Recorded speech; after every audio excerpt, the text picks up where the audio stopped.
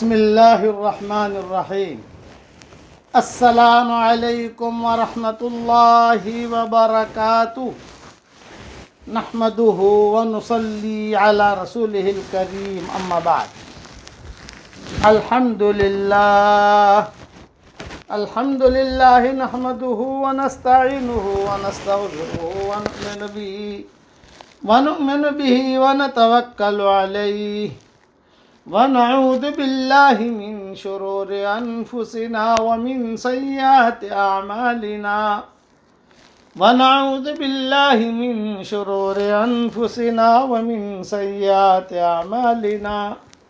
من يهده الله فلا مضل له ومن يضلله فلا هادي له ونشهد أن لا إله إلا الله وحده لا شريك له ونشهد أن سيدنا ومولانا محمدا عبده ورسوله صلى الله عليه وعلى آله وأصحابه وبارك وسلم تسليما كثيرا أما بعد فأعوذ بالله من الشيطان الرجيم بسم الله الرحمن الرحيم إنا فتحنا لك فتحا مبينا ليغفر لك الله ما تقدم من ذنبك وما تأخر ويتم نعمته عليك ويهديك صراطا مستقيما وينصرك الله نصرا عزيزا صدق الله العظيم. قابل احترام مائیں بہنیں بیٹیاں بہوئیں ہمارے بھائی، سلسلہ وار مضمون فتح مکہ کا. فتح مکہ میں حضور اکرم صلی اللہ علیہ وسلم نے بہت اونچے اخلاق برتے. آپ کو پتہ چل جائے گا سارا کے اسلام لانے میں، چونکہ سارا گانا گاتی تھی اور یہی سارا فتح مکہ کا خط لے کر چپکے سے روانہ ہوئی تھی. حاتب ابن بلتع کا رضی اللہ تعالیٰ عنہ کا جو قصہ میں پہلے بیان کر چکا ہوں، تو جہاں یہ گانا گاتی تھی تو وہاں حضور صلی اللہ علیہ وسلم کی برائی میں بھی گانا گاتی تھی. آپ صلی اللہ علیہ وسلم کی چونکہ دشمن تھی اور حضور صلی اللہ علیہ وسلم کی ہجوم میں آپ صلی اللہ علیہ وسلم کو برا کہنے میں بھی گانا گاتی تھی، تو مشرکین مکہ اس کو پیسہ بہت دیتے تھے. یہ خبریں مدینہ پہنچتی تھی کہ سارا نے یہ گانا گایا، سارا نے یہ گانا گایا، لیکن اب پکڑی گئی ہے، بوڑھی بھی ہو گئی، پکڑی بھی گئی اور مکہ میں ہی تھی، کہیں بھاگ تو سکتی نہیں، کہیں جا تو سکتی نہیں. تو اس کے ساتھ بھی حضور صلی اللہ علیہ وسلم نے اخلاق کا معاملہ کیا. اکرمہ بن ابی جہل کے ساتھ بھی اخلاق کا معاملہ کیا. سہیل ابن عمرو جو صلح حدیبیہ کے موقع پر سارا ایگریمنٹ لکھنے والے سہیل ابن عمرو تھے، ان کے ساتھ بھی اخلاق کا معاملہ کیا. صفوان ابن امیہ جو چوٹی کے بڑے آدمی تھے اور ان کا نام تھا صفوان. صفوان کا معنی ہوتا ہے چٹان کا، تو ان کا مزاج بھی چٹان جیسا تھا اور بہت ہتھیار ان کے پاس بہت تھے. جیسے بعض ممالک ہوتے ہیں ان کے پاس ہتھیار بہت ہوتے ہیں، بعض ممالک کے پاس جو ہے پیسے بہت ہوتے ہیں، بعض ملکوں کے پاس طاقت بہت ہوتی ہے. تو صفوان ابن امیہ ہتھیار والے تھے، ان کے پاس زرہیں بہت، ان کے پاس تلواریں بہت، ان کے پاس غلام بہت، ان کے پاس سب. اور حضور صلی اللہ علیہ وسلم کو معلوم تھا کہ یہ زہریلا پھوڑا ہے، یہ بڑا خطرناک آدمی ہے، لیکن حضور صلی اللہ علیہ وسلم نے سب کو معاف کرتے گئے، سب کو معاف کرتے گئے. کوئی بات نہیں، کوئی بات نہیں، انتم الطلقاء انتم الطلقاء انتم الطلقاء، بھی تم آزاد ہو، کوئی بات نہیں، کوئی بات نہیں. اب جو ہے ایک آدمی، میں نے جیسے گزشتہ کا قصہ بیان کیا تھا کہ ابو سفیان، عتاب ابن اسید اور حارث ابن ہشام یہ سارے کے سارے بعد میں مسلمان ہوئے، اور دوسرے سے سرداران قریش. حضور صلی اللہ علیہ وسلم تو فاتحانہ داخل ہو گئے، بیت اللہ کی چابی آ گئی، عثمان ابن ابی طلحہ کو چابی دے دی، قرآن کی آیت نازل ہو گئی، یہ چابی تمہارے پاس رہے گی قیامت تک، چلو. یہ سارا مشرکین مکہ دیکھ رہے تھے. تو مشرکین مکہ ایک کنکریوں پر بیٹھے ہوئے سب مذاکرے کر رہے تھے. اس میں ابو سفیان بھی تھے. ابھی ہندا مسلمان نہیں ہوئی ہے. ہندا تو سامنے سے دیکھ رہی ہے کہ مچھڑ آوے ماروں. مچھڑ کہتی تھی مچھوں والا. جب اس کی یہ مچھڑ آوے میرے قبضے میں آئے تو میں قتل کروں. وہ دور تھی، لیکن چونکہ سارے کے سارے یہ بیٹھے ہوئے تھے بڑے بڑے، اور یہ سارے کے سارے بڑے تھے. میں یہ اخلاق پر سنا رہا ہوں.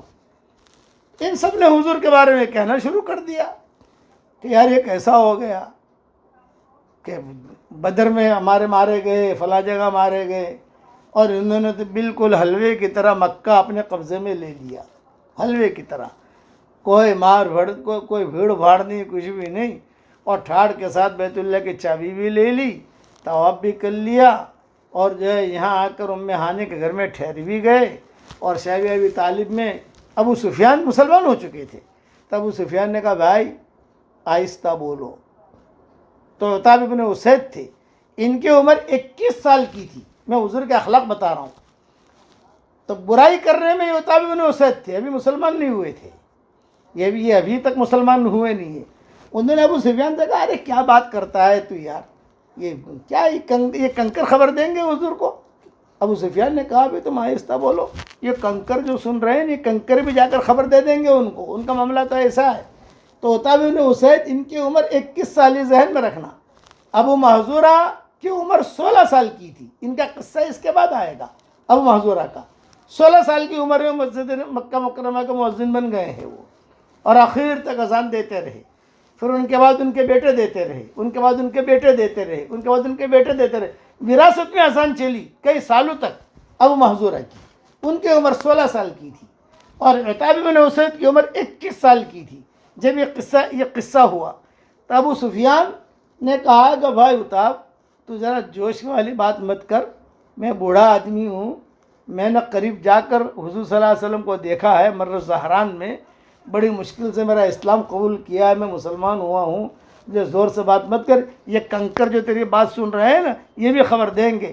اتنے میں حضور صلی اللہ علیہ وسلم، چونکہ حضور دور تھے تو حضور جو ہے پیدل چل کر آئے. کہ 5 باتیں کرنے لگے، رہے آ رہے آ رہے آ رہے آ رہے، وہ ہمارے پاس ہی آ رہے ہیں، ہمارے پاس ہی آ رہے ہیں. تب ابو سفیان نے کہا پکڑے گئے. میں پہلے سے کہتا تھا کہ ان کے بارے میں کچھ مت کہو. جتنا گھر کے تنہائیوں کی بات کہو گے اللہ خبر پہنچا دے گا ان کو. اور حضور صلی اللہ علیہ وسلم آہستہ آہستہ اپنی لاٹھی یا اپنا رومال یا اپنے ساتھی، عام طور سے حضرت اسامہ حضور صلی اللہ علیہ وسلم کے ساتھ رہتے تھے، کیونکہ قبول صورت نہیں تھے اسامہ جو ہے، لیکن حضور صلی اللہ علیہ وسلم ان کو اپنے ساتھ رکھتے تھے کام کاج کے لیے. یہ لیے وہ پانے لے آؤ، یہ لے. اور ایک حضرت بلال کو رکھتے تھے. اور یہ دونوں قبول صورت نہیں تھے.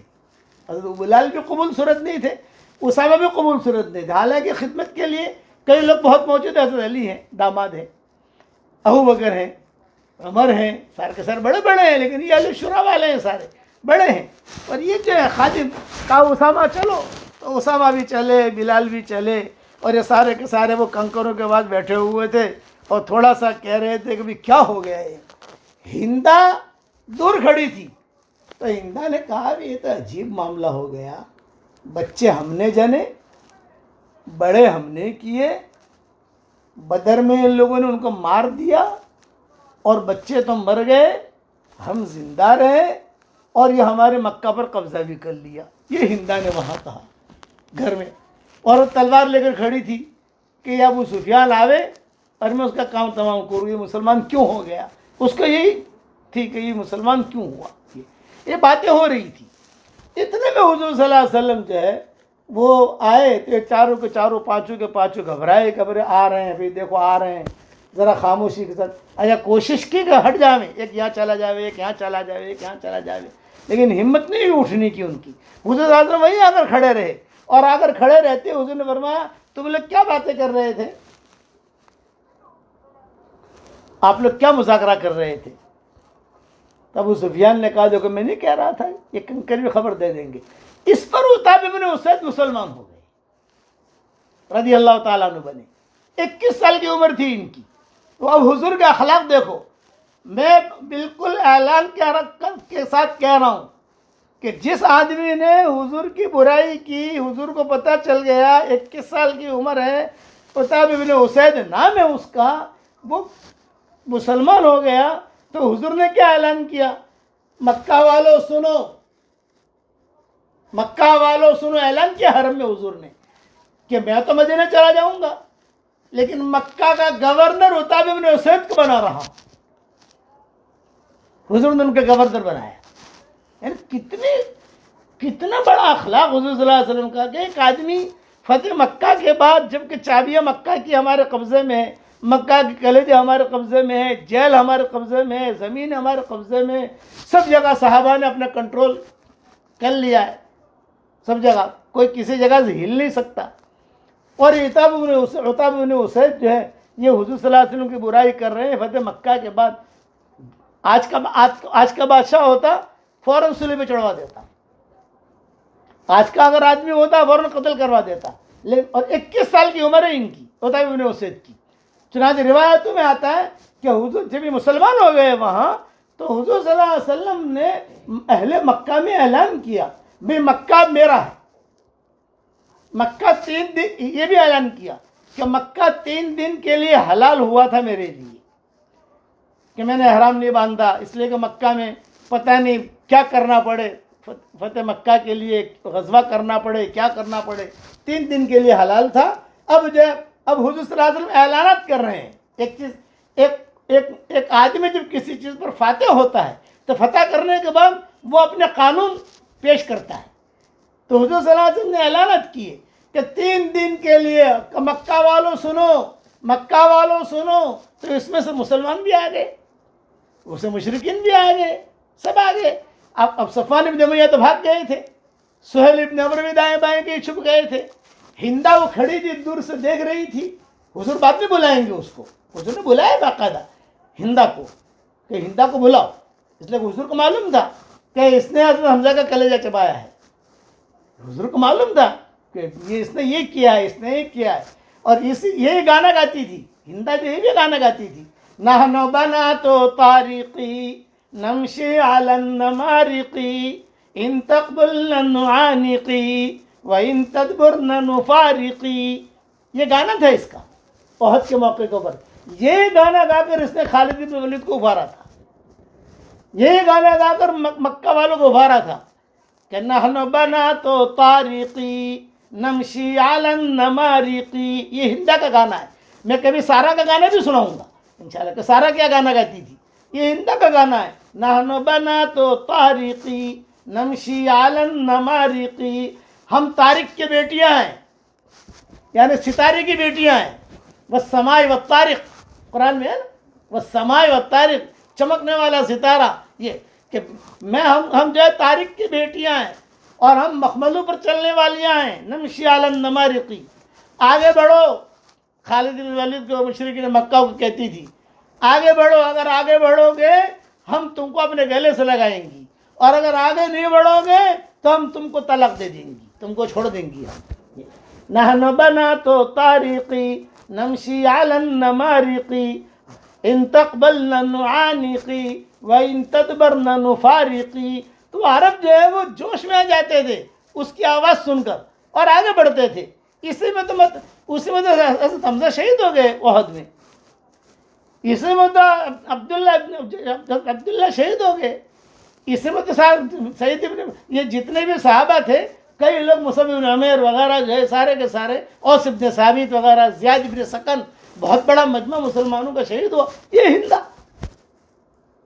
تو حضور کو معلوم تھا کہ اس نے کیا ہے، تو حضور کے ذہن میں تھی یہ ہندا، لیکن ابھی یہ ہندا مقابلہ کر رہی ہے اپنے شوہر کا۔ تو حضور صلی اللہ علیہ وسلم نے اعلان کیا، میرا سب سے پہلا اعلان یہ ہے، سب سے پہلا اعلان کہ مکہ مکرمہ 3 دن کے لیے میرے لیے حلال کیا گیا تھا، اب قیامت تک کے لیے یہ حرم ہے، کوئی بھی آنا چاہے گا بغیر احرام کے یہاں نہیں آ سکتا۔ آئے، احرام پہن کر آئے، بیت اللہ کا طواف کرے، عمرہ کرے۔ ایک اعلان یہ کیا۔ دوسرا اعلان یہ کیا کہ میرے چچا کا سود، حضرت عباس چونکہ مالدار تھے تو حضرت عباس کے پاس سے لوگ پیسہ لیتے تھے تو ان کا سود بہت چڑھا ہوا تھا، تو حضرت حضور صلی اللہ علیہ وسلم نے اعلان کیا میں آج سے سود کو ختم کرتا ہوں، اور میرے چچا کا جتنا سود تھا وہ سارا کا سارا میں معاف کر دیتا ہوں۔ حضرت عباس وہیں کھڑے ہوئے تھے۔ تو حضرت عباس نے کہا حضرت آپ نے سود معاف کیا، میں نے میری اصل موڑی معاف کر دی اسی جگہ پر۔ یوں کہ مثال کے طریقے پر ₹1,00,000 سود ہے اور 2,00,000 روپیہ جو ہے یا 3,00,000 روپیہ اس کی اصل سرمایہ ہے۔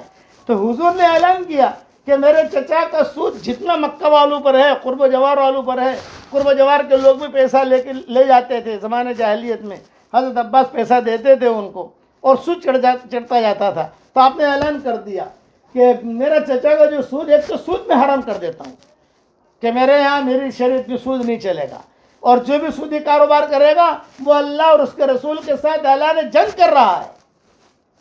کوئی سودی کاروبار نہیں ہمارے یہاں، ہماری شریعت میں۔ اور میرے چچا کا سود میں سب سے پہلے معاف کرتا ہوں، حالانکہ ہے میرے چچا کا، میں مالک نہیں ہوں اس کا، لیکن میں آج نبی ہونے کے اعتبار سے حضرت عباس کھڑے تھے، حضرت علی کھڑے تھے، سارے کے سارے کھڑے ہیں اور حضور صلی اللہ علیہ وسلم اعلان کر رہے ہیں کہ میرے چچا کا سود میں معاف کر رہا ہوں۔ حضرت عباس نے فوراً کھڑے ہو کر اعلان کیا، یہ کہا حضرت آپ نے سود معاف کیا، میں نے اپنا اصل جو سرمایہ تھا، جو موڑی تھی، میں نے اسے معاف کر دیا۔ تو علماء نے لکھا ہے حضرت عباس نے جو موڑی معاف کی نا، وہ ادا اللہ کو پسند آئی۔ کئی 100 سالوں تک حکومت اللہ نے ان کے اولادوں میں رکھی، بنو عباس بنو عباس بنو عباس بنو عباس، وہ ہے نا سب بنو عباس بنو عباس بنو عباس۔ یہ نیکی کی وجہ سے کہ حضور نے سود معاف کیا، انہوں نے اصل معاف کر دیا۔ یہ دوسرا اعلان ہوا۔ تیسرا اعلان آپ نے یہ کیا، عتاب ابن اسید یہ میری مذاق کر رہا تھا، 21 سال کی عمر ہے لیکن میں اخلاق برت رہا ہوں۔ اب بتاؤ، اور اخلاق یہ برت رہا ہوں کہ عتاب ابن اسید کو مکہ کا گورنر بنا رہا ہوں، اللہ مکہ اب میرا ہے۔ اب مکہ کا گورنر عتاب ابن اسید، حضور نے کھڑے ہو کر بیعت لے لی، تم کو میں تو بھی چلا جاؤں گا، بھی مکہ فتح ہو گیا تو میں تو بھی 2 دن 3 دن 4 دن سب ٹھیک ٹھاک کر کے میں جو ہے یہاں سے روانہ ہو جاؤں گا مدینہ منورہ، جہاں کا بھی سفر ہوگا، لیکن مکہ کو دیکھے گا کون؟ تو فرمایا عتاب ابن اسید دیکھیں گے۔ 21 سال کی عمر میں ان کو گورنر بنایا، ایسے آدمیوں کو گورنر بنایا۔ یہ حضور نے یہ اعلان کیا تو وہ ہندا اور ساری عورتیں جو تھیں ان میں یہ سارا وغیرہ سب دور دور سے کھڑی کھڑی دیکھ رہی تھی کہ ارے یہ کیسا آدمی ہے کہ یہ آدمی مذاق اڑا رہا تھا، اور ابھی جو ہے ابھی مسلمان ہوا ہے، اور مسلمان ہوتے 10 منٹ کے بعد آدھے گھنٹے کے بعد اعلان ہو رہا ہے کہ عتاب ابن اسید ہمارا مکہ کا گورنر ہے۔ حرم شریف کا سب سے پہلا گورنر یہ عتاب ابن اسید بنے۔ حضور کی پوری زندگی وہ گورنر رہے۔ حضور کے انتقال کے بعد مشورہ ہوا، تھوڑی مزاج میں سختی تھی، تو لوگوں نے حضرت ابو بکر سے کہا کہ بھئی گورنر بدل دو۔ حضور نے کہا، تو صدیق اکبر نے کہا کہ نہیں۔ حضور صلی اللہ علیہ وسلم نے مکہ مکرمہ میں 2 چیزیں طے کی تھی، ابو بکر نہیں بدلے گا۔ ایک تو ابو محذورہ کو مؤذن بنایا تھا، جو قصہ بعد میں آ رہا ہے انشاءاللہ، اور ابو محذورہ کی عمر اس وقت 16 سال کی تھی، اور ایک عتاب ابن اسید کو حضور نے گورنر بنایا تھا۔ 21 سال کی عمر کے اندر یہ نوجوان گورنر بنائے مکہ کا۔ حضور کی پوری زندگی انتقال تک وہ جو ہے گورنر رہے عتاب ابن اسید۔ اب حضور کے انتقال کے بعد امیر المومنین بنے ابو بکر، تو لوگ شکایتیں کرتے ہیں نا، یہ صدیق اکبر نے کہا کہ نہیں، عتاب ابن اسید جو ہے وہی گورنر بنے گا، جو رسی حضور باندھ کر گئے ہیں اسے ابو بکر نہیں توڑ سکتا۔ حضور باندھ کر گئے ہیں نا، حضور نے اعلان کیا تھا۔ چنانچہ عتاب ابن اسید صدیقی دور میں بھی مکہ کے گورنر رہے، یعنی صدیق اکبر کو بھی اگر مکہ آنا ہوتا یا مکہ کا کوئی کام ہوتا حکومتی اعتبار سے، تو سب سے پہلے عتاب ابن اسید کو وہ کانٹیکٹ کرتے، بھئی یہ ہے کوئی احکامات حکومتیں جیسے نافذ کرتی ہیں، لیکن دارالحکومت تو ہمارا مدینہ منورہ تھا، مرکز تو مدینہ منورہ تھا، لیکن جو احکامات ہوتے تھے امیر المومنین کو حکم نافذ کرتا ہے، تو مکہ کے لیے کوئی حکم ہوتا تو یہ اعلان یہ کرتے، عتاب ابن اسید کو کہتے۔ لیکن اللہ کی شان، خدا کا کیسا نظام چلتا ہے، صدیق اکبر کا جس دن اور جس وقت میں مدینہ میں انتقال ہوا، اسی دن اور اسی وقت میں عتاب ابن اسید کا مکہ میں انتقال ہوا۔ اس پر صحابہ بہت روئے کہ مدینہ کی رسی بھی ٹوٹی اور مکہ کی رسی بھی ٹوٹی اسی دن. بلکہ لوگوں نے جو تاریخ لکھنے والے ہیں تاریخیں ملائی انہوں نے اور وقت ملایا کہ صدیق اکبر کا جس دن اور جس وقت مکہ مکرمہ میں مدینہ منورہ میں انتقال ہوا اسی دن اور اسی وقت عتاب ابن اسید کا جو ہے مکہ کے گورنر تھے ان کا انتقال ہو گیا. اچھا اب آگے چلو. حضور صلی اللہ علیہ وسلم نے یہ اعلان کر دیا اور لوگوں نے کہا عتاب ابن اسید نے کہا بھئی میرا مہینے کی کوئی تنخواہ مقرر کر دو حضرت, میں اتنا بڑا مالدار آدمی نہیں ہوں, چھوکرا ہوں. جیسے نوجوان ہوتے ہیں اوباش قسم کے بدماش قسم کے, اسی لیے تو حضور کے مذاق کر رہے تھے. اب مکہ فتح ہو گیا تو حضور کے مذاق کا ٹائم تو نہیں ہے, لیکن یہ کہ پھر مذاق کر رہے تھے. تو یہ کیا کہ بھی میرے لیے کوئی مہینے کی کوئی تنخواہ, میں گورنری کروں گا مکہ کی, کوئی تنخواہ مقرر کر دو. آپ نے 1 درہم مقرر کیا حضور صلی اللہ علیہ وسلم نے کہ 1 درہم. تو اس پر جو ہے عتاب بن اسید نے کہا کہ دیکھو اللہ کا شکر ہے کہ 1 درہم حضور نے میرے لیے مقرر کیا ہے اور 1 درہم ایک آدمی کے لیے پورے مہینے کے خرچے کے لیے بہت کافی ہے. پانی کا خرچہ نہیں ہے, کھجوروں کا خرچہ نہیں ہے, سب جو ہے صرف جو ہے بھی کپڑوں کا, اس کا کپڑے بھی سال میں 1 مرتبہ بنتے ہیں. ہماری طرح تو ہے نہیں کہ ہر مہینے میں 10 جوڑی بنے اور 10 جوڑی بیکار دے دیں کسی کو. یہ عتاب بن اسید نے کہا. حضور صلی اللہ علیہ وسلم کی وفات تک برابر مکہ کے امیر رہے. صدیق اکبر جب خلیفہ ہوئے ان کو برقرار رکھا. جس دن صدیق اکبر کی وفات ہوئی اسی روز عتاب بن اسید کی بھی وفات ہوئی. اب حضور صلی اللہ علیہ وسلم نے حضرت بلال سے کہا کہ بلال چلو اذان دو. اب یہ پہلی اذان ہے, جمعہ کا دن ہے اور فتح مکہ ہو گیا.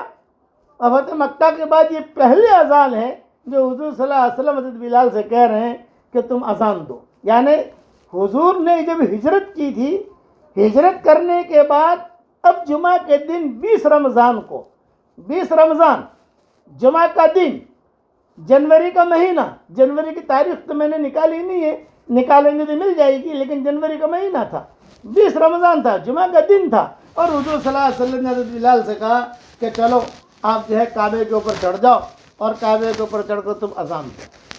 تو حضرت بلال نے جو ہے وہ اذان دی. جب حضرت بلال نے اذان دی تو وہ ہندا, وہ سارا اور وہ اروا اور وہ ام ہانی, یہ سب جوڑی تھی. ام ہانی تو حضور صلی اللہ علیہ وسلم کی چچا بہن تھی, لیکن یہ بوڑھی عورتیں تھی ساری کی ساری. جہاں جاتی تھی تو ان کی ٹولی ہوتی تھی. آپ نے دیکھا ہوگا دنیا کے اندر بھی کچھ عورتوں کو ٹولیاں ہوتی ہیں. کہیں جانا ہو تو وہ عورتیں اپنے ساتھ ہونی چاہیے, ایک دوسرے کے ساتھ جاتی ہے. فلاں جگہ جانا ہے, بھائی تو بھی ہیڈ, تو بھی ہیڈ, تو بھی ہیڈ, تو سب جو ہے اپنے ساتھ. تو یہ ٹولی تھی ان کی, سارا, اروا, ام ہانی, ہندا, ان سب کی جو چودھری تھی وہ ہندا تھی, سب کی بڑی, یعنی یہ سیٹنگ کرتی تھی. انہوں نے دیکھا کہ بلال اذان دے رہے ہیں. او ہو بلال, مکہ مکرمہ میں جن کو ہم نے مارا, مکہ مکرمہ میں جن کو انگاروں پر لٹایا, مکہ مکرمہ میں جن کو پریشان کیا, اور اذان 2 غلاموں کو حضور نے نہیں چھوڑا, ایک اسامہ اور ایک حضرت بلال. اسامہ کو اپنی اونٹنے پر پیچھے بٹھاتے تھے حضور صلی اللہ علیہ وسلم. حج کے سفر میں بھی اسامہ کو اپنے پیچھے بٹھایا تھا حضور صلی اللہ علیہ وسلم نے, حج کے سفر میں بھی, اور یہ سفر میں بھی, فتح مکہ کے سفر میں بھی حضرت اسامہ کو پیچھے بٹھایا تھا حضور صلی اللہ علیہ وسلم نے, اور حضرت بلال. اب حضرت بلال نے جو اذان دی تو جو ہے سارے, یہ پہلی اذان ہے. اچھا جمعہ کی نماز کیوں نہیں ہوئی, یہ سوال ہے نا بھئی. جب مکہ مکرمہ فتح ہو گیا ہے اور جمعہ کا دن ہے, میں اس کی تحقیق میں لگا ہوں, لیکن مجھے اس کو کوئی خاطر خواہ, یعنی کوئی خاطر خواہ روایتیں مل نہیں رہی ہیں. اگر مجھے مل گئی تو کل بیان کر دوں گا انشاءاللہ. لیکن حضرت بلال نے جو اذان دی ظہر کے لیے, اور جب تو روایتوں میں یہ ہے کہ ابو محذورہ جو تھے ان کی عمر 16 سال کی تھی, بالکل ینگ پارٹی, اور دوسرے بھی تھے ان کے ساتھ. تو جب بلال نے اذان دینی شروع کی, ابو محذورہ کی آوازیں بہت اچھی تھی, تو انہوں نے بھی زور زور سے, بلال نے کہا اللہ اکبر اللہ اکبر. ابو محذورہ بھی کہنے لگے اللہ اکبر اللہ اکبر. یہ مشرک تھے, مسلمان ہوئے نہیں تھے. حضور صلی اللہ علیہ وسلم خیمے میں بیٹھے ہوئے بہت اہتمام سے سن رہے تھے. بعض کتابوں میں یہ ہے کہ ابو محذورہ والا قصہ حنین میں ہوا ہے، لیکن صحیح روایت یہ ہے کہ ابو محذورہ والا قصہ فتح مکہ کے بعد اسی دن حرم شریف میں ہوا ہے کہ جب بلال نے اذان دی تو اذان دیتی ابو محذورہ جو ہے وہ زور زور سے بولنے لگے. حضور صلی اللہ علیہ وسلم سن رہے ہیں. جب حضرت بلال اذان دے کر فارغ ہو گئے تو آپ صلی اللہ علیہ وسلم نے اعلان کیا، بھائی یہ کون زور زور سے بول رہا تھا، یہ کون زور زور سے آواز کر رہا تھا؟ فَأَشَارُوا إِلَىٰ أَبِي مَحْذُورَا، انہوں نے ابو محذورہ کی طرف اشارہ کیا. یہ آپ نے فرمایا اچھا آپ زور زور سے بول رہے تھے؟ فرمایا ہاں. تو ابو محذورہ کو حضور صلی اللہ علیہ وسلم نے قریب کیا، قریب آؤ. اچھا دوسرے جو چھوکرے تھے، کوئی بھی کام ہوتا ہے تو ایک آدمی تو کرتا نہیں، یہ پارٹی ہوتی ہے، عورتوں کی پارٹی الگ ہوتی ہے، چھوکروں کی پارٹی الگ ہوتی ہے. مکہ کا فتح ہوا ہے، وہ سمجھ نہیں سک رہے تھے کہ یہ کیا ہو گیا، یعنی مکہ کبھی فتح ہوگا یہ تو سوچ بھی نہیں سکتے تھے. اور ہندا وہاں کھڑی کھڑی دو گانے گا رہی تھی. ایک گانا گا رہی تھی ابو سفیان مجھے ملے موچھڑ میں اسے قتل کروں، دوسرا گانا گا رہی تھی بچے ہم نے جانے مکہ پر، یعنی مکہ کی پرورش کے لیے، مکہ کو سنبھالنے کے لیے بچے تو کہاں گئے اور ان لوگوں نے قبضہ کر لیا. بچے ہم نے جانے، بچے ہم نے جانے، بچے ہم نے جانے، یہ بار بار کہہ رہی تھی بچے ہم نے جانے، اور ابو سفیان کے انتظار میں تھی. اور یہاں حضور صلی اللہ علیہ وسلم نے ابو محذورہ کو پکڑ لیا. آؤ کیا کر رہے تھے تم؟ جب ابو محذورہ کو پکڑ لیا تو ابو محذورہ نے دیکھا کہ صحابہ سارے کے سارے پیچھے کھڑے ہیں، تلوار لے کر کھڑے ہیں. اب محذورہ سمجھ گئے کہ مجھے لوگ قتل کر دیں گے اب. اور ان کے ساتھ جو چھوکرے تھے یہ سارے بھاگ گئے. کوئی جو ہے باب ملک عبدالعزیز سے بھاگا. باب ملک عبدالعزیز تو اس دور میں تھا نہیں، لیکن جتنے بھی دروازے تھے کوئی یہاں بھاگا، کوئی یہاں بھاگا، کوئی یہاں بھاگا، وہ تو سب بھاگ گئے. یہ پکڑے گئے ابو محذورہ. تو حضور صلی اللہ علیہ وسلم نے بہت ہی عزت کے ساتھ، بہت ہی حضور صلی اللہ علیہ وسلم سے گھبرا رہے تھے وہ. تو حضور نے فرمایا بھی تم کیوں گھبرا رہے ہو، آپ قریب آؤ. وہ بیچارے گھبراہٹ، ایک تو حضور کے قریب ہو بھی رہے تھے اور دوسرے اپنے آنکھوں سے پیچھے دیکھ بھی رہے تھے کہ کوئی تلوار اٹھا تو نہیں رہا ہے، مجھے قتل تو نہیں کر رہا ہے. یہ ان کو فکر تھا. چنانچہ آپ ایک ہی بات کہتے رہے، نہیں تم جو ہے آگے آؤ، آگے آؤ، آگے آؤ. پہلے دور تھے، قریب کیا، قریب کیا. پھر کہا قل مثل ما یقول بلال، قل مثل ما یقول بلال، بلال جیسا کہہ رہے تھے ویسا کہو. تو کتابوں میں لکھا ہے، انہوں نے کہا حضرت میں نے اذان تو سیکھی نہیں. تو بعض روایتوں میں یہ ہے کہ حضور صلی اللہ علیہ وسلم نے خود نے اذان سکھائی. اللہ اکبر، اللہ اکبر. بلال بھی کھڑے ہیں، ابوبکر بھی کھڑے ہیں، عمر بھی کھڑے ہیں، علی بھی کھڑے ہیں. وہ ہندا بھی دور سے دیکھ رہی ہے اور کہہ رہی ہے یہ چھوکرا پکڑا گیا بیچارہ، یہ لڑکا پکڑا گیا، یہ اس کو ماریں گے. لیکن حضور نے بد اخلاقی نہیں کی ہے. لوگوں کو پتہ چلنا چاہیے کہ حضور کا مذاق اڑانے والا عتاب ابن اسید 21 سال کی عمر کا مسلمان ہوتے ہوئے حضور نے مکہ کی چابی دے دی اس کو، گورنمنٹ مکہ سنبھالو. یہ معاملہ حضور صلی اللہ علیہ وسلم جمعہ کا دن تھا، 20 رمضان، جنوری کا مہینہ، ٹھنڈی ٹھنڈی ہوائیں چل رہی تھی مکہ میں. تو حضور صلی اللہ علیہ وسلم نے ان کو بلا، ان کو اذان سکھائی. حضور صلی اللہ علیہ وسلم نے اقامت سکھائی. اور جب فارغ ہو گئے تو پھر حضور صلی اللہ علیہ وسلم نے اپنا ہاتھ لیا اور اپنا ہاتھ لے کر ان کے پیشانی پر یوں پھیرا اور پھیر کر سیدھا جو ہے ان کے دل کی طرف، سینے کی طرف حضور اپنا ہاتھ پھیرتے گئے. یہاں تک کہ بعض روایتوں میں، صحیح روایت میں یہ ناف تک حضور صلی اللہ علیہ وسلم نے ہاتھ پھیرا. ناف تک، سر سے حضور نے شروع کیا. اور یہ سارا منظر مکہ والے دیکھ رہے ہیں سارے کے سارے. اور سر سے شروع کیا اور سر سے شروع کر کے آہستہ آہستہ جو ہے اس کے دل پر پھیرا، پھر ناف تک لائے. اور حضور نے ایک جملہ کہا کہ اے اللہ اس کی زبان سے تو کلمہ میں نے نکلوا دیا ہے، لیکن اس کے دل میں اتارنا یہ تیرا کام ہے. اب محذورہ نے جب یہ منظر دیکھا تو محذورہ نے کہا اشہد ان لا الہ الا اللہ واشہد انک رسول اللہ. یعنی عتاب ابن اسید اور ابو محذورہ تقریباً کچھ ہی منٹوں میں مسلمان ہوئے ہیں. انہوں نے زور سے کلمہ پڑھا، اشہد ان لا الہ الا اللہ واشہد انک رسول اللہ، آپ اللہ کے سچے رسول ہیں اب مکہ ہل گیا. ارے عتبہ بن اسد مسلمان ہو گیا, وہ تو مکہ کا گورنر بن گیا, 21 سال کا چھوکرا. اور یہ ابو محذورہ یہ 16 سال کا, یہ بھی مسلمان ہو گیا. یعنی بھاگم دوڑی کرنے والے تھے یہ لوگ, مارنے والے, دوڑنے والے, بعد لڑکے ہوتے ہیں نہیں. جب یہ مسلمان ہوئے تو کتابوں میں یہ لکھا ہے ابو محذورہ کھڑے ہو گئے, سارا مجمع پر سانپ کاٹا ہوا ہے, سناٹا ہے, کھڑے ہو گئے ابو محذورہ اور کہا لی رجاء منک یا رسول اللہ, لی رجاء منک یا رسول اللہ, لی رجاء منک یا رسول اللہ. حضرت میری ایک معروضہ ہے, میری ایک درخواست ہے, اگر آپ قبول فرمائیں. آپ نے فرمایا بتاؤ کیا درخواست ہے تمہاری؟ یہ فرمایا میری درخواست ہے کہ یہ بلال, چونکہ بلال قریب میں تھے نا, کہ ھذا بلال مؤذنکم فی المدینہ وانت عینی مؤذن فی مکہ, یہ بلال یہ آپ کا مؤذن ہے مدینہ منورہ کا, اور مجھے مکہ مکرمہ کا مؤذن بنا دیجئے. حضور صلی اللہ علیہ وسلم نے جب یہ جملہ سنا تو آپ نے کہا الا سن لو بھائی, بلال مؤذننا فی المدینہ و ابو محذورہ مؤذننا فی مکہ. عتبہ بن اسد کو گورنری دے دی مذاق کرنے والے کو, ابو محذورہ بھی اذان کا مذاق اڑا رہے تھے, ان کو حرم شریف کا مؤذن بنا دیا.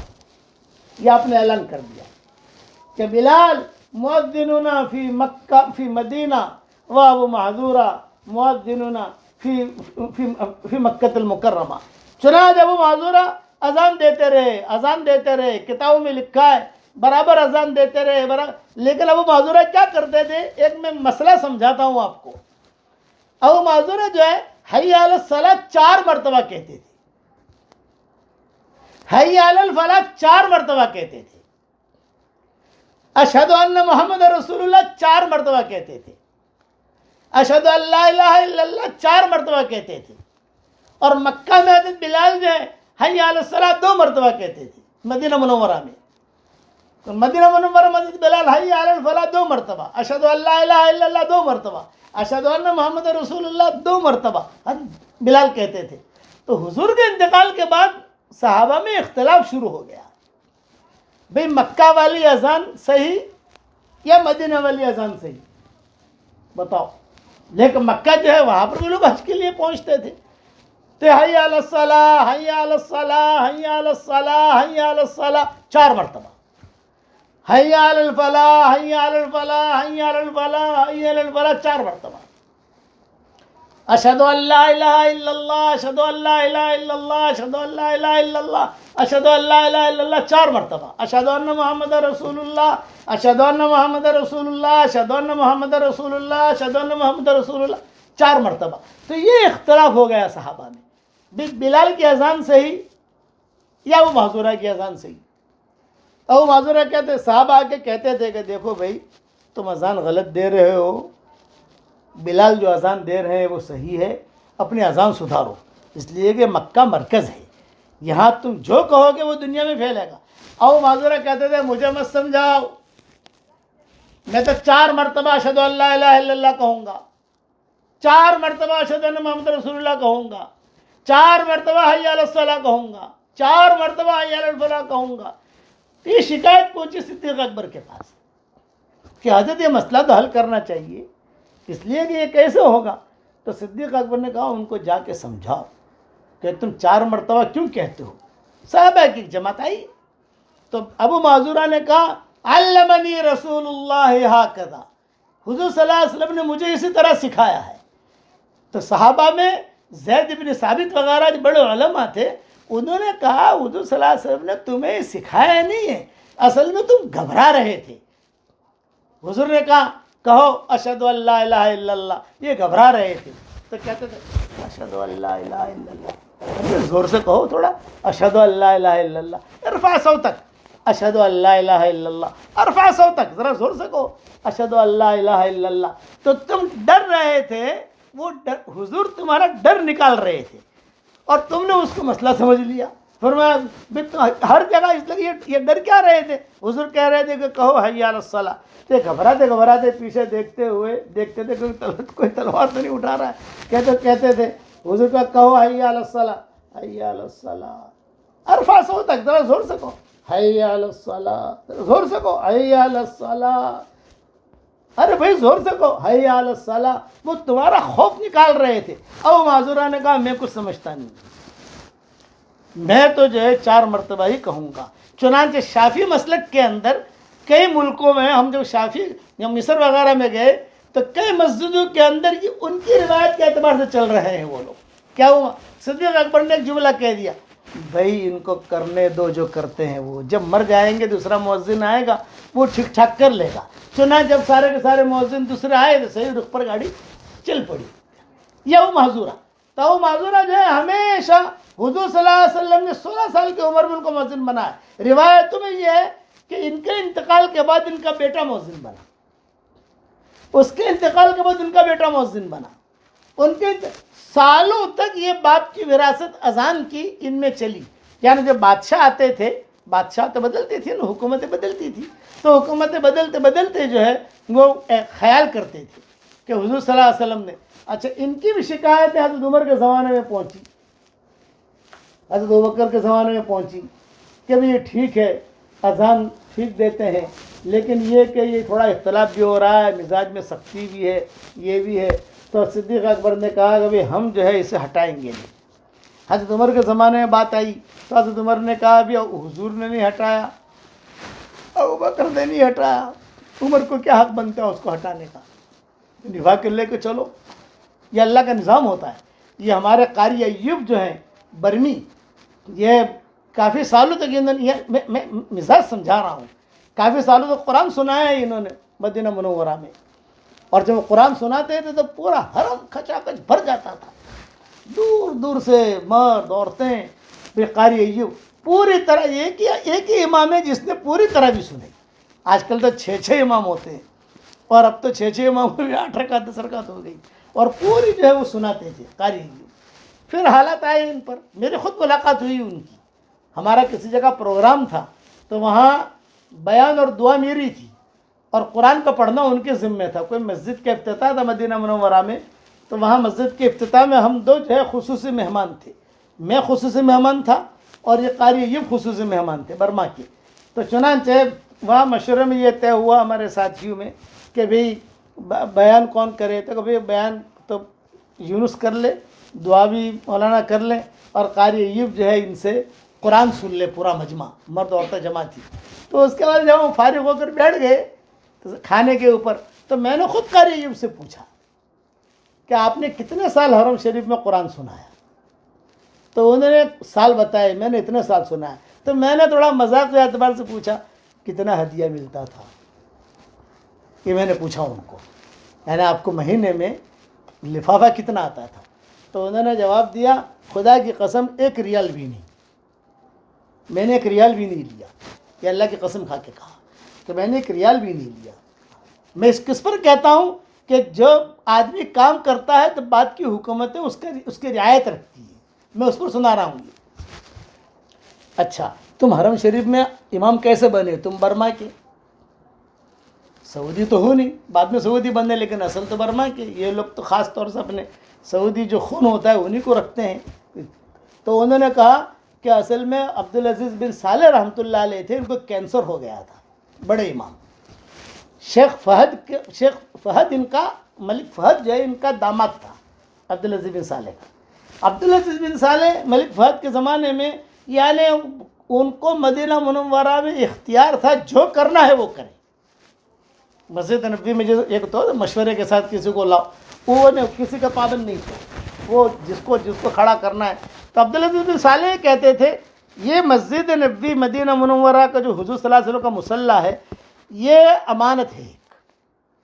اس پر اچھا قرآن پڑھنے والا میں لاؤں گا، چاہے ہندوستان کا ہو، چاہے پاکستان کا ہو، چاہے برما کا ہو، چاہے سعودیہ کا ہو، چاہے جہاں کا ہو، اچھا پڑھے گا میں اس کو سیٹ کروں گا. یہ قاری ایوب نے خود نے مجھے سنایا، ہم دونوں بیٹھے ہوئے تھے.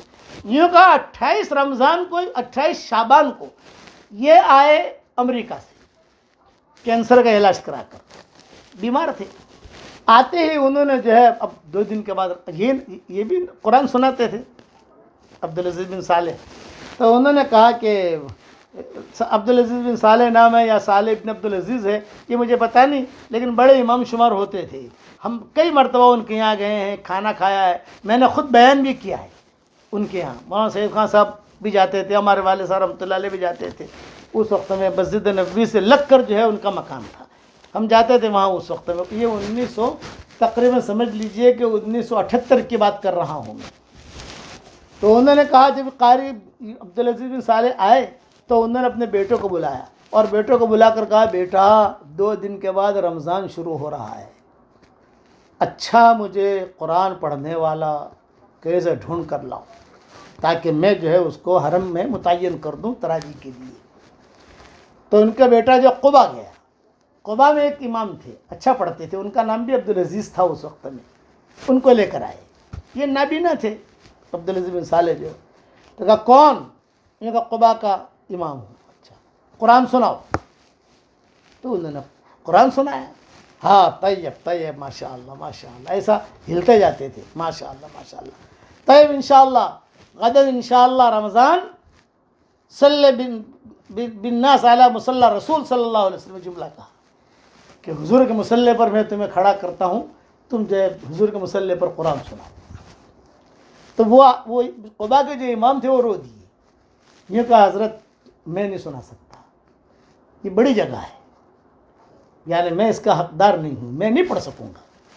हुजूर करीब, अबू बकर करीब, उमर करीब, और इन लोगों को मैं कुरान सुनाऊँ, माजरत कर दी उन्होंने। अच्छा कोई बात नहीं। तो उनके बेटे से कहा कि मुझे कोई दूसरा आदमी दो, ये कारी अय्यूब ने मुझे खुद सुनाया। तो उनके बेटे ने कहा कि बर्मा भी है, ला हरज, मुसलमान तो है। ये उन्होंने कहा मुसलमान तो है। कहा हाँ मुसलमान है, उनको उसको लाओ। ज़ोहर की नमाज में मुझे फ़ोन आया, उनके बेटे का कि आपको शेख बुला रहे हैं। अब जब मुझे फ़ोन आया शेख बुला रहे हैं तो मेरे पसीने छूटने शुरू हो गए, परेशान, मुझे क्यों बुलाया, बड़ा आदमी है, मुझे क्यों बुलाया। खैर मैं वहाँ चला गया, बैठे, मोहम्मद अय्यूब, ये जुमला कहा ज़ोर से, अंत मोहम्मद अय्यूब सम्मेने कुरान, कुरान सुनाओ।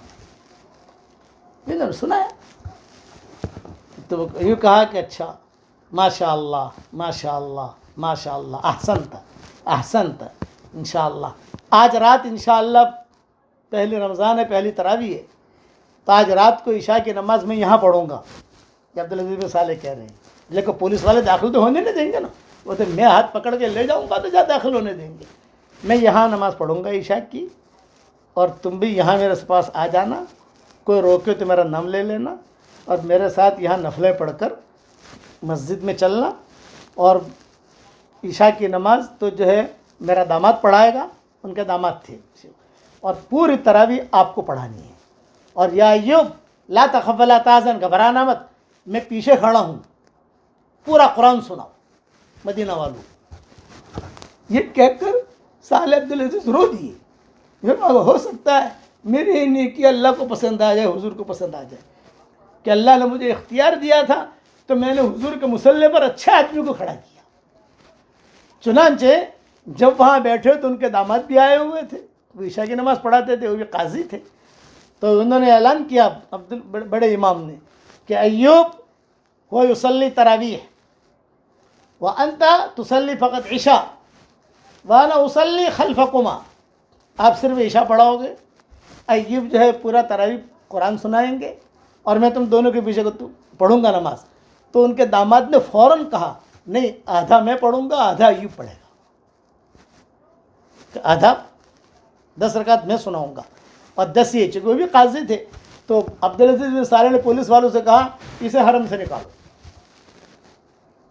इतना रौब था इनका शेख सालेह का कि ईशा भी आपको नहीं पढ़ानी, आपको ईशा भी नहीं पढ़ानी है, आप हरम से निकल जाओ। और शेख अब्दुल अजीज़ बिन सालेह जो है, अच्छा अजान हो गई है, पूरा हरम भरा हुआ है, पहली तरावी है, जाहिर बात है कि हरम से निकालने को उन्होंने कह दिया, कोई मना नहीं कर सकता इनको। پولیس والوں نے ان کا ہاتھ پکڑا، انہوں نے کہا معذرہ شیخ معذرہ، مجھے معاف کر دو، مجھے معاف کر دو۔ نے کہا عشاء پڑھا، اور روزانہ عشاء پڑھانی ہے آپ کو، تراویح نہیں پڑھانی، تراویح عجیب پڑھائے گا، قرآن اس کو اچھا یاد ہے، تمہارے یہاں غلطیاں ہوتی ہیں، تمہارے یہاں مخارج ٹھیک نہیں ہے، اور یہ مسجد ہے، یہ کھیل نہیں ہے، یہ مصلی ہے، حضور کا مصلی ہے صلی اللہ علیہ وسلم۔ یہ کہہ کر یہ بہت روئے، اگر میں اچھے آدمیوں کو نہیں لاؤں گا تو پھر حشر کے میدان میں حضور کو کیا جواب دوں گا؟ چنانچہ قاری ایوب نے کہا کہ مجھے کھڑا کر دیا، پوری نماز میرے پیچھے پڑھتے تھے، کئی سالوں تک پڑھائی، پھر بیمار ہو گئے قاری ایوب، میں محمد وغیرہ ہم سب بچے ہمارے سب گئے تو بیماری کی حالت میں وہ آئے تھے، قاری آپ بھی تھے نہیں، کہا یہ آئے تو غلطیاں بیچاروں کو ہوتی تھی، عمر ہو گئی، حکومت نے پوچھا ان سے کہ آپ کی کیا تمنا ہے، تو قاری ایوب نے کہا بس میری ایک ہی تمنا ہے کہ پھر سے اللہ تعالیٰ مجھے مصلی پر کھڑا کر دے۔ تو سدیس ذمہ دار تھے اس وقت میں، تو سدیس نے جو ہے بادشاہ سے کہہ کر فیصلہ کروا دیا کہ بھئی ان کو کھڑا کرو۔ اب غلطیاں آتی تھی، اس پر سنا رہا ہوں، غلطیاں آتی تھی تو لوگ جو ہے شکایت کرتے تھے کہ بھئی بہت غلطی کر رہے ہیں، بہت غلطی کر رہے ہیں، تو پھر سدیس نے لکھ کے بھیجا حرم باقاعدہ کہ بھئی ان کو نماز پڑھانے دو، جتنی رکعتیں پڑھا سکے، جو پڑھ سکے، قرآن میں جہاں سے پڑھ سکے، قل اعوذ برب الفلق پڑھیں، قل اعوذ برب الناس پڑھیں، قل اللہ احد پڑھیں، بولے ان کا حق ہے کہ انہوں نے اتنے سالوں تک جو ہے یہاں نماز پڑھائی ہے، جتنا جو پڑھ سکے پڑھنے دو ان کو، باقی تم لوگ پورا کر لو، جو قرآن کی ترتیب ہے دوسرا امام پورا کر لیں، ان کو مت نکالو۔ چنانچہ وہ ان کا آخری تھا، اس کے بعد ان کا انتقال ہو گیا۔ بس یہی چیز صدیق اکبر نے ابو محذورہ کے لیے رکھی، اور یہی چیز صدیق اکبر نے عتبہ بن اسید کے لیے رکھی۔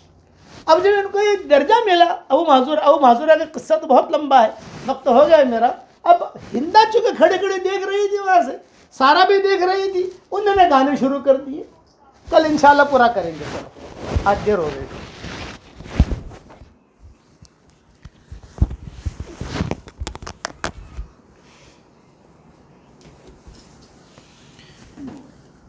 بسم اللہ الرحمن الرحیم۔ ہمارے سامنے کچھ متفرق اہم شرعی فقہی مسائل چل رہے تھے، تو کل میں نے ایک مسئلہ بتایا تھا، اس کی تھوڑی سی اور وضاحت کر دوں۔ کل میں نے ایک مسئلہ بتایا تھا کہ جو جانور ذبح کیا جاتا ہے تو ذبح کرتے ہوئے اس کی رگوں سے جو خون نکلتا ہے وہ تو ناپاک ہے، لیکن گوشت پر جو خون لگا رہتا ہے وہ پاک ہے۔ تو اس میں ایک مسئلہ اچھے طریقے سے سمجھ لیجئے، جس طرح قربانی وغیرہ کے اندر بھی ہوتا ہے کہ جانور کو جب ذبح کیا اس وقت اس کی رگوں سے جو خون نکلتا ہے وہ دم مصفوح ہے، وہ ناپاک ہے۔ وہی خون اگر گوشت پر، کھال پر، کپڑے پر یا جسم پر کسی بھی جگہ لگا ہوگا تو وہ ناپاک ہے، اس کو دھونا ضروری ہے، اس کے ہوتے ہوئے نماز بھی نہیں ہوگی۔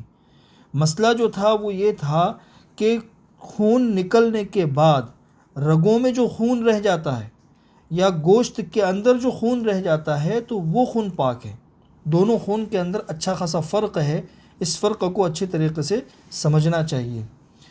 دوسری وضاحت یہ کر دوں کہ 2-3 دن پہلے ایک مسئلہ میں نے بتایا تھا کہ فقہاء نے لکھا ہے کہ اگر کوئی شخص بہت پریشان ہے تو اس کے لیے ایک طریقہ یہ ہے کہ وہ قرآن کریم کے 14 سجدے ہیں، آیات سجدہ، تو 14 آیات سجدہ پڑھے اور 14 سجدے کرے، اور پھر اس کے بعد اللہ تعالیٰ سے دعا کرے، تو امید ہے کہ انشاءاللہ اس کی وہ دعا قبول ہوگی اور اس کی پریشانیاں بھی دور ہوگی۔ تو یہ دعا کرنے کا مضمون میں بیان نہیں کر سکا تھا، مسئلہ کسی آگے نکل گیا تھا اس کی وجہ سے۔ تیسرا مسئلہ یہ ہے کہ بہت سے لوگ یہ مسئلہ پوچھتے ہیں کہ ایک شخص بیمار ہے، آج کل جیسے آسیب، سحر اور اس کے علاوہ بعض جسمانی بیماریاں بھی ایسی ہوتی ہے کہ اس کی وجہ سے کوئی عامل ہوتے ہیں، عاملوں کے پاس جا کے علاج کرواتے ہیں، اللہ تعالیٰ شفا بھی دے دیتے ہیں۔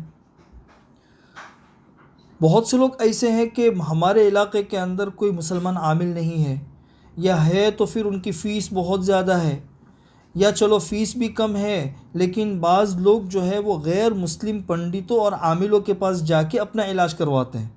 تو غیر مسلم عامل سے علاج کروانے کا شرعی حکم کیا ہے؟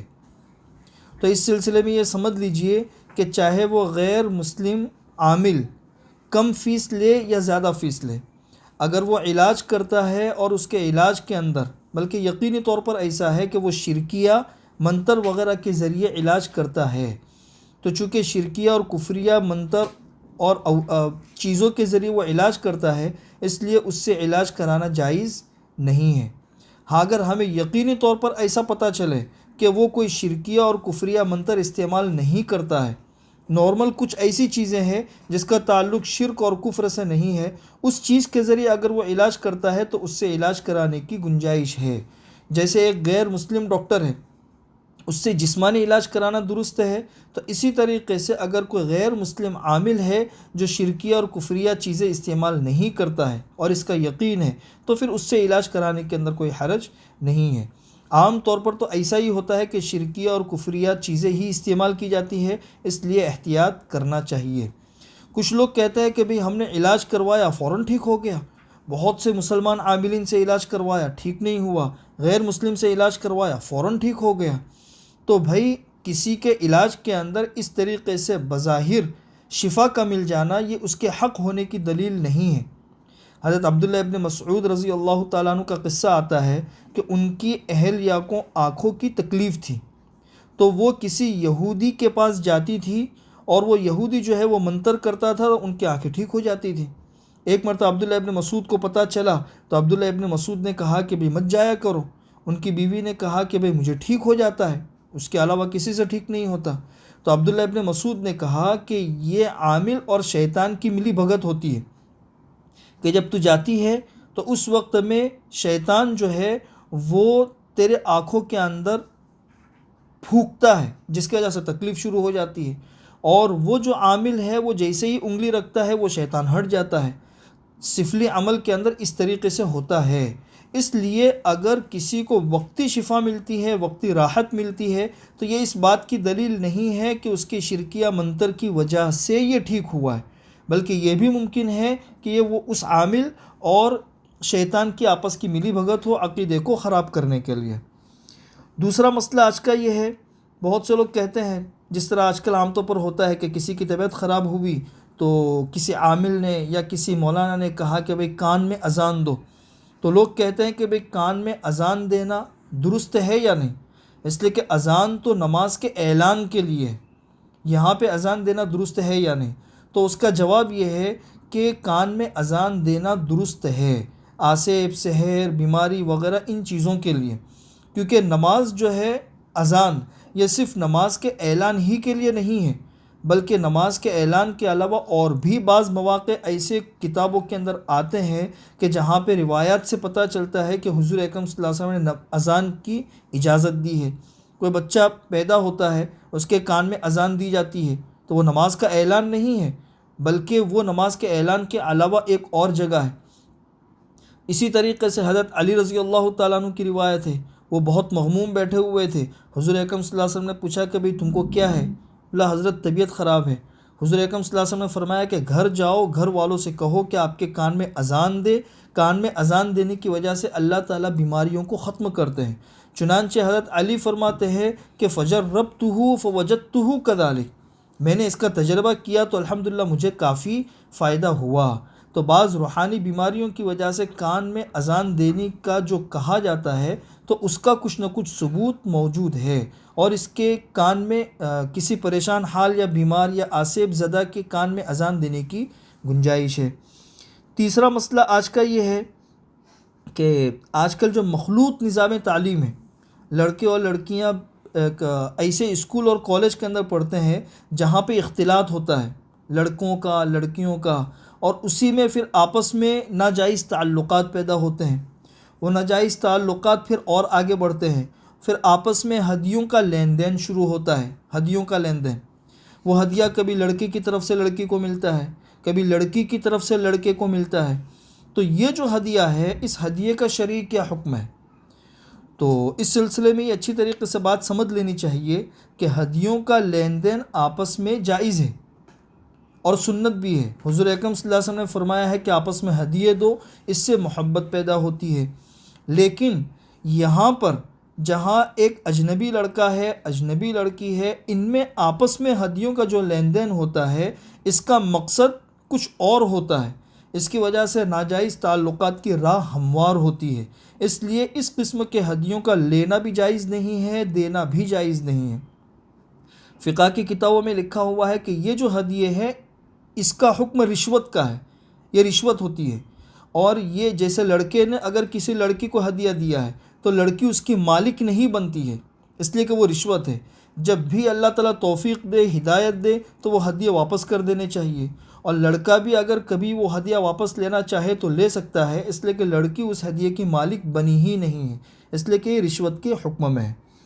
آخری مسئلہ آپ لوگوں کو بتا دوں، عام طور پر جیسے لوگ ٹرین کے اندر سفر کرتے ہیں، پلین میں سفر کرتے ہیں، تو وقتی طور پر مسافروں کو اور پیسنجروں کو ان کی راحت کے لیے کچھ چیزیں آرام کے لیے دی جاتی ہے، کمبل دیے جاتے ہیں، اسی طرح تکیہ دیا جاتا ہے، کچھ کھانے پینے کی چیزیں دی جاتی ہے۔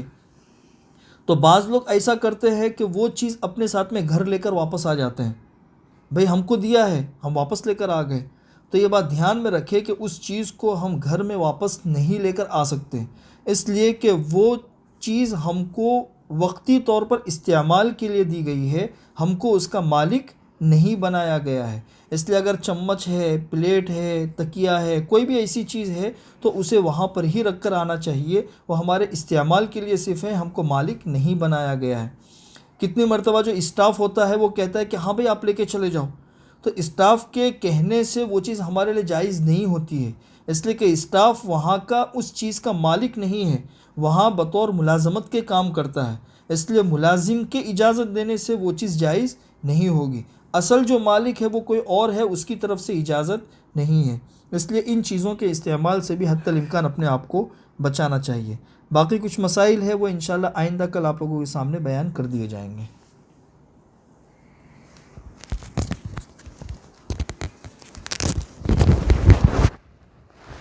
اللهم لك الحمد كما أنت أهله، وصل وسلم على سيدنا محمد كما أنت أهله.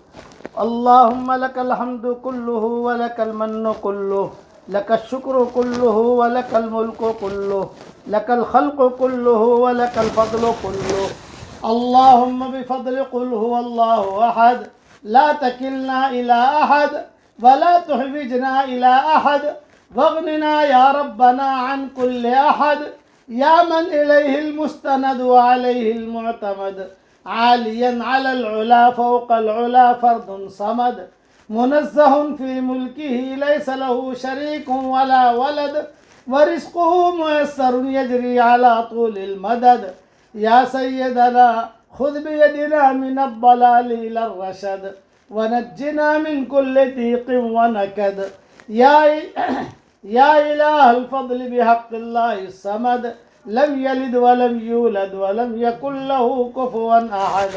اللهم اعتق رقابنا من النار، اللهم اعتق رقابنا من النار. اللهم يا فالق الحب والنوى اعط لكل امرئ ما نوى، یا ذا الجلال والاکرام. اے اللہ ہمارے گناہوں کو معاف فرما، اے اللہ ہماری خطاؤں سے درگزر فرما. اے اللہ ہماری آنکھیں آپ کو نہیں دیکھ سکتی مگر آپ کی آنکھ ہر وقت ہمیں دیکھتی ہے. اگر ہماری آنکھیں آپ کو دیکھ لیتی اور یہ مجمع دیکھ لیتا آپ کو، جب تک آپ ہم سے راضی نہ ہوتے مجمع آپ کو نہ چھوڑتا، ہم بھی آپ کو نہ چھوڑتے. اے اللہ ہم سارے کے سارے پریشان ہیں، پوری انسانیت پریشان ہے. اے اللہ اسے پریشانی تو کبھی بھی نہیں آئی. اے اللہ ساری انسانیت پریشان ہے. اے اللہ اس انسانیت کو پریشانی سے نکال دے. یہ بیماری بھی تیری باندی، تیری لونڈی ہے اور تیری غلام ہے، تیرے حکم سے آئی ہے. پتہ تو یہ لگ رہا ہے کہ تو ہم سے ناراض ہیں. اے اللہ اپنی ناراضگی کو ختم فرما. رمضان کے مہینے میں تو خوش ہو جایا کرتا ہے، دروازے میں جنت کے کھول دیا کرتا ہے، جہنم کے دروازے بند کر دیا کرتا ہے. اے اللہ یہ بیماریوں سے، ہر قسم کے بلاؤں سے، مصیبتوں سے، عافیت سے تو پوری انسانیت کی حفاظت فرما. اللہم حرم اجسادنا علی النار، اللہم حرم وجوہنا علی النار. اے اللہ یہ رحمت کی چادر تو نے پھیلا رکھی ہے، رحمت کا اشرا رخصت ہونے لگا، کچھ دنوں کے بعد یہ اشرا بھی ختم ہو جائے گا، کچھ پتہ نہیں ہے آئندہ سال ہمیں یہ رحمت کا اشرا ملتا ہے کہ نہیں ملتا، ہمیں کچھ پتہ نہیں ہے۔ کتنے لوگ موجود تھے گزشتہ سال، آج وہ اپنی اپنی قبروں میں جا چکے، وہ انتظار کر رہے ہیں کہ ہمیں بھی ایک گھڑی رمضان کی مل جاتی، مگر اے اللہ جو مر کر گیا اس کے لیے نیکیوں کا عمل کا دروازہ بند ہو گیا۔ آج تو نے ہمیں وقت دیا ہے، اس وقت کی قدر کرنے کی تو ہمیں توفیق عطا فرما۔ اے اللہ ہمارے شہر کو زلزلوں سے تو محفوظ فرما، ہمارے شہروں کو زلزلوں سے محفوظ فرما، بیماریوں سے محفوظ فرما، بلاؤں سے محفوظ فرما، جناتوں کے شر سے محفوظ فرما، حکومتوں کے شر سے محفوظ فرما۔ اے اللہ ہر قسم کی عافیت کی چادر کو دنیا میں پھیلا دے۔ اے اللہ حرمین شریفین میں دعا ہو رہی ہے، ہمارے دنیا بھر میں مساجد میں دعائیں ہو رہی ہیں، ان دعاؤں میں تو ہمارا پورا حصہ عطا فرما۔ اے مولا کریم ہماری دعا پر جہاں کہیں آمین کہی جا رہی ہو، جس حال میں آمین کہی جا رہی ہو، اے اللہ عافیت کے ساتھ ان سب کی اور ہم سب کی پریشانیوں کو دور فرما۔ یہ مجمع جو آمین کہہ رہا ہے، کسی کے باپ کا انتقال ہو چکا ہے، کسی کی ماں کا انتقال ہو چکا ہے، کسی کے ماں اور باپ دونوں کا انتقال ہو چکا ہے، وہ قبروں میں انتظار میں ہے کہ کوئی ہمارے لیے بھی مغفرت کی دعا کرتا ہے کہ نہیں کرتا۔ اے اللہ ہمارے ماں باپ کی مغفرت فرما، ہمارے ماں باپ کی مغفرت فرما، ہمارے ماں باپ کی مغفرت فرما، ان کی ہڈی ہڈی کو جنت نصیب فرما، اور اے اللہ جو زندہ ہو ان کی قدر کرنے کی توفیق عطا فرما۔ رب ارحمہما کما ربیانی صغارا، اے اللہ بچپن میں انہوں نے جیسے ہماری خدمت کی اور ہم پر رحم کیا اور ہمیں سنبھالا، بڑھاپے میں اے اللہ تو ان کی پوری حفاظت فرما، ایمان کے ساتھ، صحت کے ساتھ اور اے اللہ طاقت کے ساتھ تیرے احکامات پورا کرنے کی توفیق عطا فرما۔